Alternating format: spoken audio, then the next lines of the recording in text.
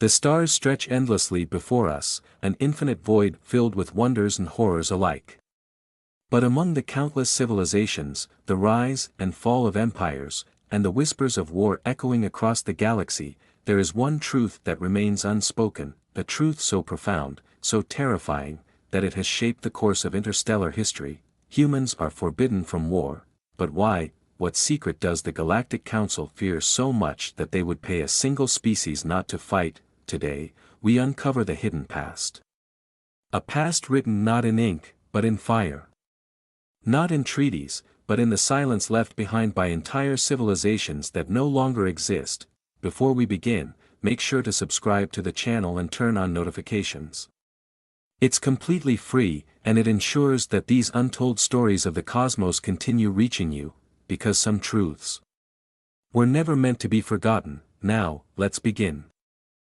The Forbidden Law, the lecture hall, dimly lit and shrouded in an air of quiet authority, was one of the smallest chambers in the Royal Armada Academy, a space reserved for lessons not meant for the masses. Only 3 students sat before the elevated platform, their gazes fixed on the lone figure who stood above them. Professor Moore, a veteran whose name was whispered with reverence and caution alike, regarded them with eyes that had witnessed too much. His fur, once rich with the vibrant hues of youth, had faded with the weight of time and knowledge. He had seen what they had not, what they could not yet fathom. When he finally spoke, his voice was not loud, yet it carried across the room with the force of an unshakable decree. Humans are forbidden from taking part in wars. The words, so simple yet laden with centuries of consequence, rippled through the stillness like a blade slicing through silk. Captain-in-training Lamore shot to his feet, disbelief flashing in his golden eyes. His long ears twitched, and his muscular tail lashed behind him like a whip. That can't be right. You're telling me that among the hundreds of species in the Galactic Council, a single race is banned from waging war? That's absurd. His protest echoed off the dark stone walls. His kind, fierce, predatory, born into a lineage of warriors, could not comprehend such a concept. Beside him, Lara and Ramir exchanged wary glances. Their skepticism as thick as cosmic fog. Moore observed them in silence, taking in their raw defiance, their youthful arrogance. He had once possessed the same fire, the same certainty that the universe followed a logical order. But the universe had shown him otherwise. He let the moment stretch, allowing the weight of his next words to settle before he spoke. Your skepticism is expected. He nodded, almost approvingly. After all, no mere law could enforce such a thing. He leaned forward, and suddenly the room felt smaller, the air heavier, the shadows deeper. But what if I told you humans are not forbidden from war because of law? What if I told you they are paid not to fight? Lara's sharp ears twitched, and for the first time, uncertainty flickered across her composed features. Paid? She echoed, her voice measured, but her claws subtly extended as if bracing for the implications. Moore reached into the folds of his aged uniform and pulled out a brittle, time-worn document. The parchment crackled as he unfolded it with care, as though it might crumble beneath his touch. These, he said, are the tributes. He held it up to the dim light. The figures listed upon the aged paper glowed like embers in the dark. Every cycle, the Galactic Council provides humans with vast amounts of resources, technology, and privileges beyond what any other species receives. Ramir's amber eyes darted across the numbers, his tail twitching once in shock. He was methodical, logical, trained to analyze data with precision. But the figures before him were staggering, these numbers. This would bankrupt entire sectors. Moore nodded solemnly. And yet, we pay it. The 3 cadets stared at him, their disbelief deepening. Lamore scoffed, a flicker of defiance returning to his stance. And what, exactly, is the alternative? Moore exhaled, the sound carrying the weight of 100 lifetimes. He turned away from them, stepping down from his platform. For the first time, he was not a lecturer standing above his students. He was a survivor stepping into the past. His voice, when it came, was quieter now. Not soft, not hesitant, but heavy, like the slow shifting of planets in the void, the alternative? He let the question linger in the air like a specter. The alternative is rebuilding after a human war. He turned back to them, his gaze like the cold abyss of space. It's counting our dead. It's standing before endless walls of names, etched in memorials, remembering civilizations that no longer exist. The silence that followed was thick, suffocating. Even Lamor, who had entered the chamber with the arrogance of a predator, did not speak, for in that moment, the truth of Moore's words became a shadow looming over them, vast and inescapable. The war on Sxis, Moore's voice carried the weight of old scars, his gaze unfocused for a moment as if staring through time itself. I was not always a professor, he said, his tone quieter now, almost reflective. Once, I was a cadet, just like you. Fresh from this academy, filled with certainty, convinced of our superiority. My first assignment was the Sxis campaign. The three students stiffened. The name Sxis was well known among military scholars, but not in a way that inspired pride. The official records dismissed it as a tactical miscalculation. But Moore's voice suggested something far more harrowing. Our people had colonial rights to Sxis, he continued, a habitable moon rich in resources. Perfect for expansion. The humans had only a small outpost there, insignificant, barely a speck on the grand scale of our dominion. We believed the campaign would be swift. A textbook military engagement. His jaw tightened, a flicker of something dark crossing his face. We were wrong. Lamor, despite himself, leaned forward, his golden eyes glinting with curiosity. Moore clasped his hands behind his back and began pacing. The forward base was wrong. The moment we landed, something felt unnatural. The veterans, those who had seen real war, did not greet us with ceremony or pride. They moved differently. Spoke in whispers. Ramir frowned. Why? Moore stopped pacing, his tail flicking slightly. Because humans don't fight like we do. They learn patterns. And then they exploit them.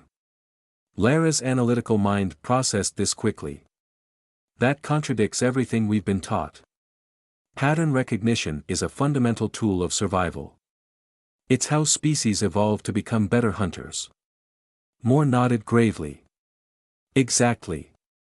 And that is what makes them different. We evolve with patterns. Humans, however, do not. They are not bound by instinct. They learn patterns. And then they break them. A silence settled over the room. Moore allowed it to stretch before speaking again. The next morning, we recovered our first human casualty. Lamor straightened. Your first victory? Moore let out a dry, humorless chuckle. No. Our first lesson. The room felt colder as Moore's voice lowered. I expected to feel triumph. Instead, I felt confusion. The human body was fragile. No natural armor. No claws. Just soft skin and dark uniforms. I could not comprehend how such beings had reduced seasoned warriors to whispering ghosts. Ramir's voice was cautious. What happened next? Moore exhaled slowly. The humans were not retreating. They were baiting us. The sky fell. Moore's tone sharpened, colder now, as if speaking of something he wished he could forget. The campaign stretched for 6 weeks. By then, we controlled 60% of the moon. The council declared victory. Celebrations erupted across the homeworld. His lips curled into a bitter smile. We had no idea we were already dead. The 3 cadets froze, their expressions shifting from curiosity to unease. That night, the sky fell. Ramir's tail, always composed, stilled midair. Orbital bombardment. Moore gave a single, grave nod. Kinetic strikes. Lara frowned. No radiation. No energy weapons. Moore turned to her. No. Just metal rods. Dropped from orbit at speeds beyond comprehension. Lamor's ears flattened. That's not even a weapon. That's just physics. Moore's voice cut through his words. A simple concept, but executed to perfection. The silence that followed was suffocating. The impact turned rock into molten glass. Moore continued. The shockwaves rippled through our formations, crushing everything in their path. Structures collapsed like sand before a rising tide. I remember the heat. I remember the way it melted armor, flesh, and stone as though they were one and the same. His gaze grew distant, his voice quieter now. I woke up 3 days later in a council medical facility. I was one of the lucky ones. Lawmore's breath caught. How many survived? Moore's whiskers barely twitched, but it was the only sign of emotion he allowed. Of the 14,000 Larian soldiers deployed to Sxis 4. Only 22 survived. The weight of those words pressed down on them like the void itself. Lara, usually the most composed, found herself struggling for words. 7 targeted strikes. She murmured, piecing it together. 70% of your forces. Erased in under an hour. Ramir's analytical mind processed the numbers. This wasn't an accident. They calculated it. They knew exactly how many of you were needed to survive. Just enough to tell the story. Just enough to carry the fear. Moore gave him a long, measured look. Exactly. The air in the room was heavy now, suffocating in its silence. Finally, Lara forced herself to ask. And the humans? Moore exhaled, his voice quieter now. They moved in a month later. Lawmore's ears perked slightly. To fight? Moore shook his head. No, the cadet stared, to settle. Lara's fur bristled. Without resistance. Moore nodded. Without war. Without struggle. They did not claim victory.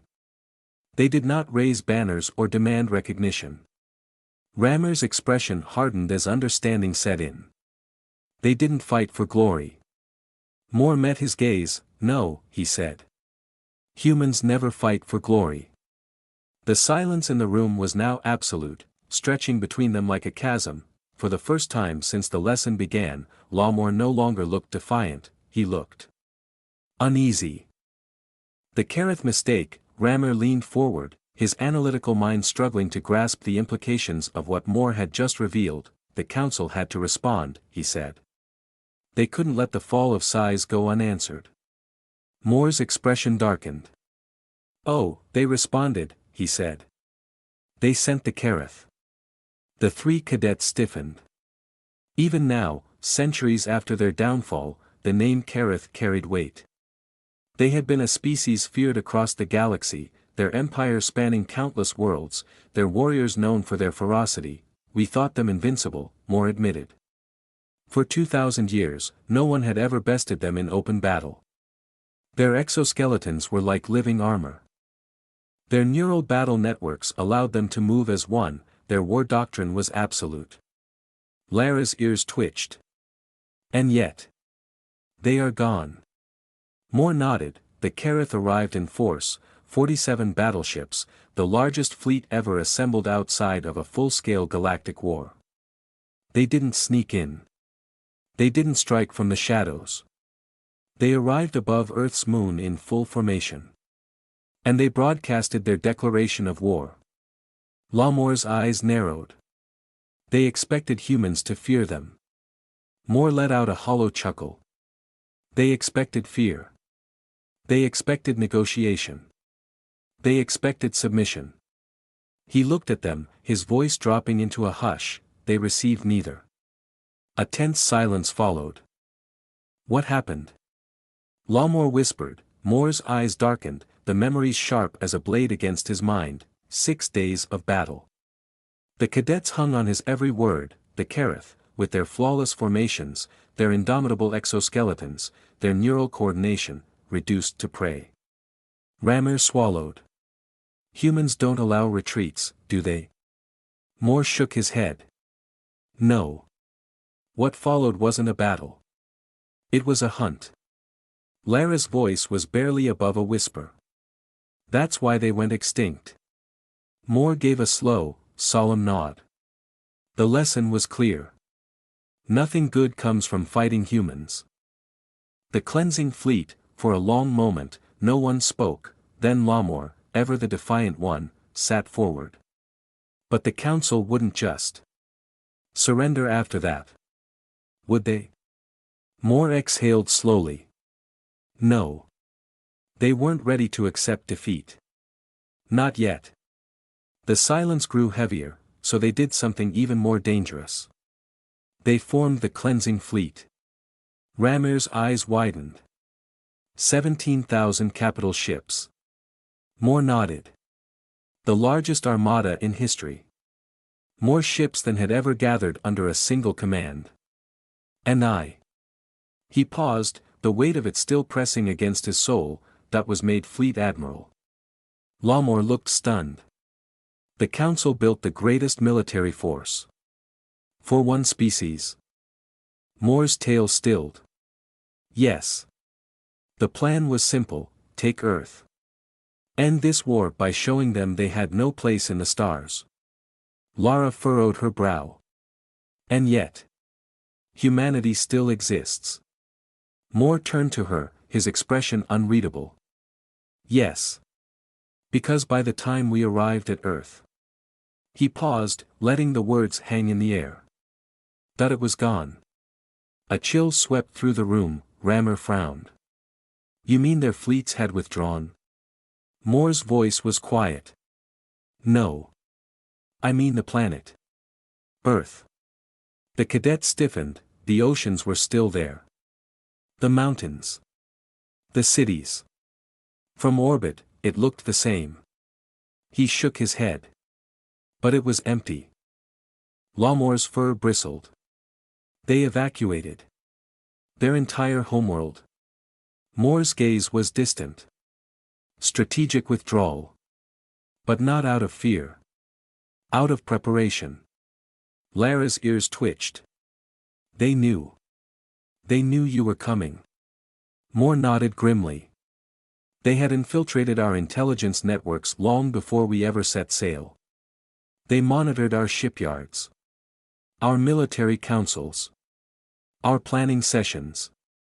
By the time we launched, they had already moved their population off-world. Not in panic, not in desperation, but in an orderly, methodical manner. Ramir exhaled. That kind of coordination. He looked at Moore. It's impossible. Moore's whiskers twitched. For most species, yes. But humans have no instinct to rely on. They survive because they adapt. Because they prepare. Lamore's voice was hushed now. And when you arrived? Moore's expression turned grim. They didn't just leave. They vanished into the shadows of the galaxy. Lara's tail flicked, unsettled. They abandoned their homeworld. And yet they were still a threat. Moore nodded. The war didn't end when they disappeared. It changed. We thought we had won. We thought we had control. We controlled planets. His voice lowered, but they controlled fear. The room fell into absolute silence. Ramir's voice was barely audible. A war. Without battles. Moore met his gaze, yes.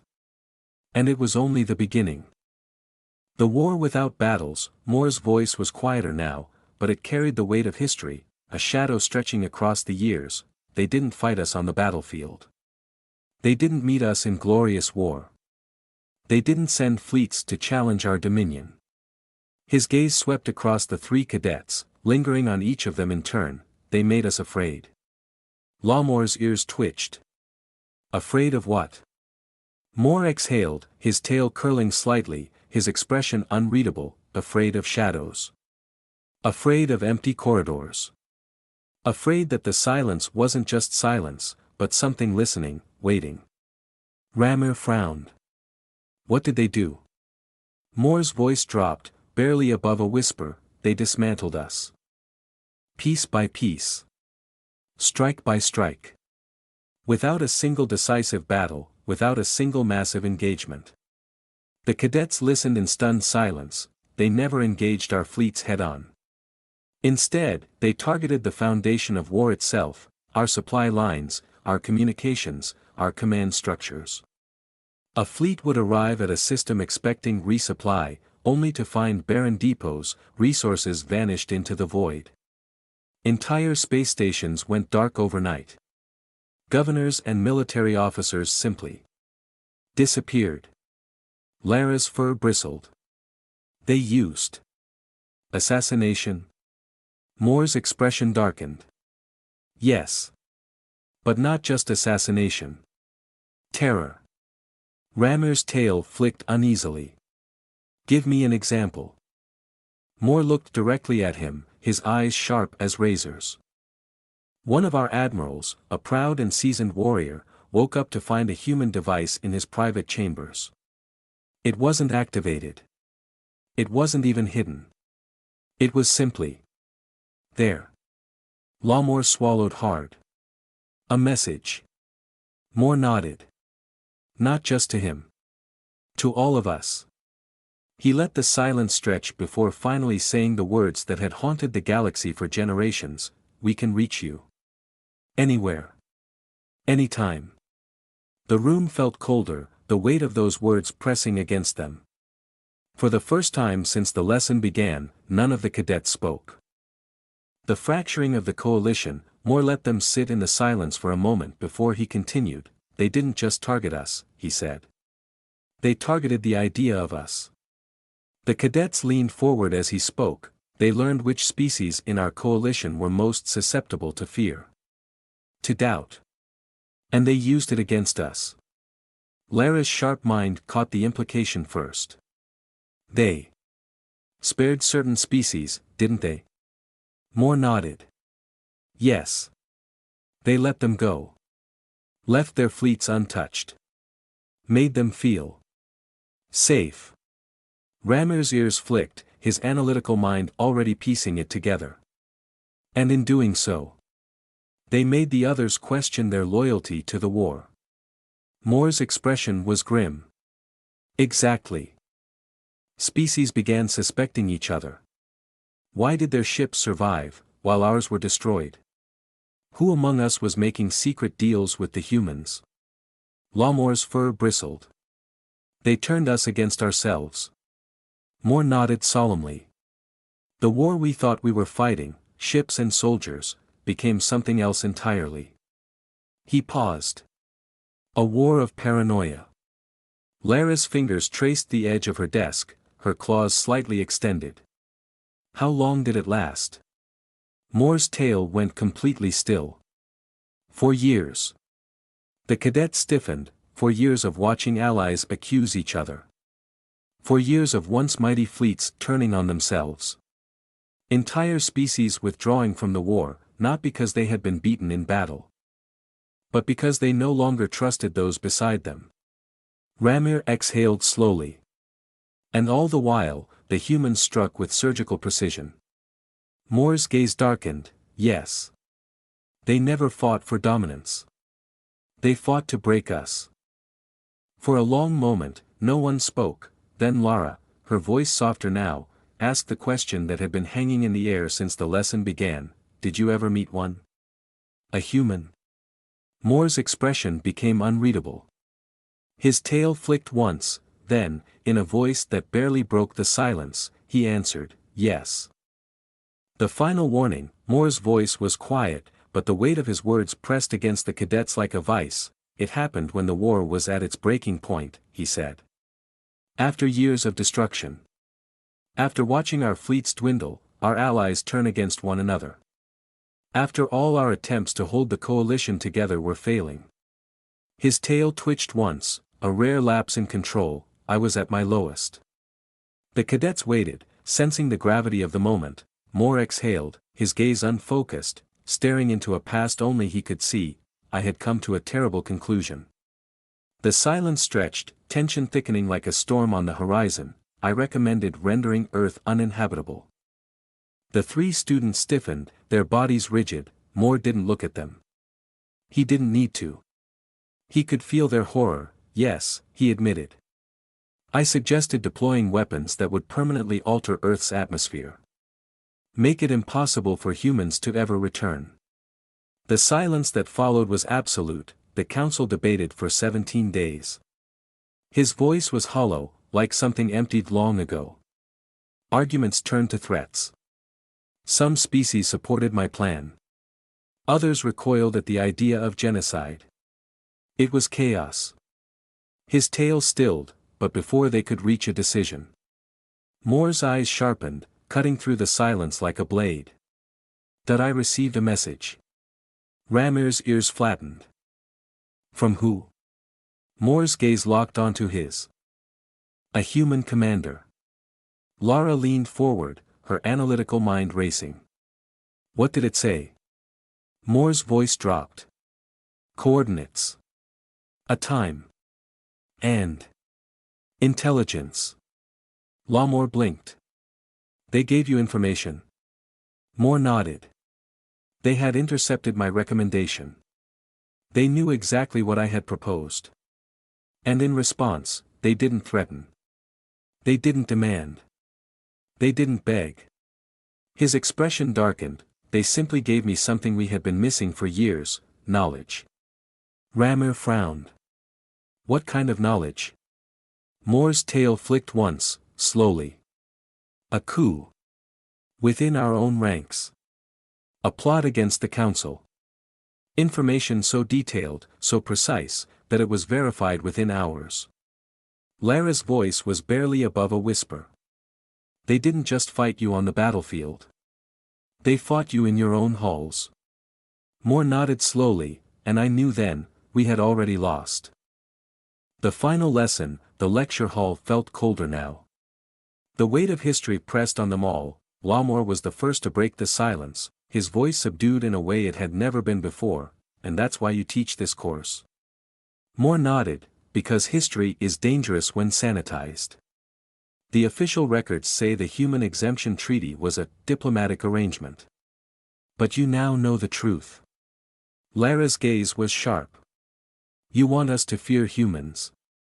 Moore's expression was unreadable. I want you to understand them, he corrected. Fear without understanding leads to foolish mistakes. But understanding without caution is just as dangerous. He straightened, his posture regaining its rigid authority. You three will soon command vessels responsible for delivering the treaty's resource shipments to human territories. His voice grew stern. Your assignments are not a coincidence. You are being evaluated. Lamore's tail twitched. Evaluated for what? Moore's eyes darkened. For how well you understand the reality of our galaxy. The cadet sat in silence, absorbing everything, and then, Moore spoke his final words. The Human Exemption Treaty is not an ideal solution. It may not even be a just one. But it is an effective one. His gaze swept over them, his words heavy with meaning, because after centuries of implementation, we have learned one undeniable truth. Silence. Moore's voice was low. Humans are infinitely more manageable as subsidized allies than as committed enemies. And with that, the lesson was over.